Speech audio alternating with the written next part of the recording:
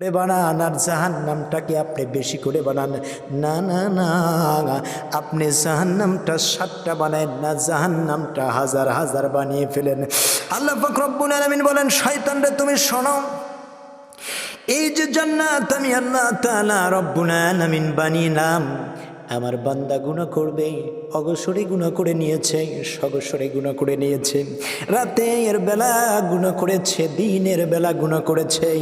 আমার বান্দা যখন সুন্দরভাবে যখন এইভাবে যখন গুনাহগুলো করতে থাকবে, শয়তান শোনো, আমি আল্লাহ তাআলা রব্বুল আলামিন প্রতিশ্রুতি দিয়ে দিলাম, বান্দারে শোনো, কোনো বান্দা গুনাহ করেছে, বান্দা যদি বুঝতে পারে, আল্লাহ তাআলা এই বোঝাটুকু নিয়ে আল্লাহ তাআলা একখানা আয়াতে কারিমা তিলাওয়াত করে শুনিয়ে দিলেন।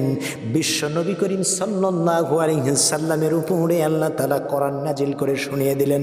কি বললেন আল্লাহ তাআলা?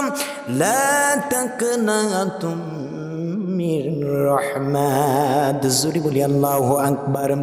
আল্লাহ জানিয়ে দিচ্ছে, বান্দারে একটা বারের জন্য গুনাহ করেছো, একটা বারের জন্য হতাশ হবে না, কখনো নিরাশ হবে না বান্দা, কারণ আমি তোমার এমন রব, আমি আছি বান্দা, তুমি গুনাহ করে নিয়েছো, বান্দা একটা বারের জন্য ক্ষমা চাও, ক্ষমা চাও।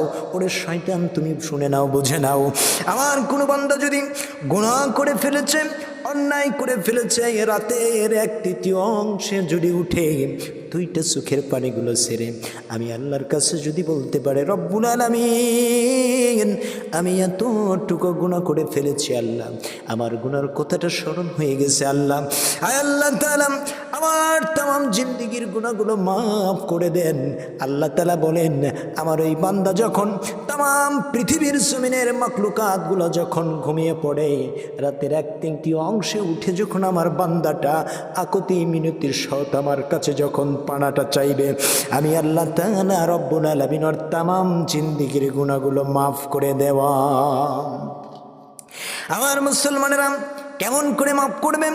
আল্লাহ তাআলা রব্বুল আলামিন এই যে ওহীর ভিতরে সুন্দর করে বিশ্ব নবীর কাছে জানিয়ে দিচ্ছেন, বান্দা যখন এই যে নামাজে দাঁড়িয়ে বান্দা যখন সূরাতুল ফাতিহাটা দেখা যায় যে আপনার দিনের ভিতরে দিন এবং রাতের সমন্বয় নিয়ে সূরাতুল ফাতিহাটা দেখা যায় 33 বার থেকে 40 বার পর্যন্ত নামাজের ভিতরে সূরা ফাতিহাটা পড়া হয়।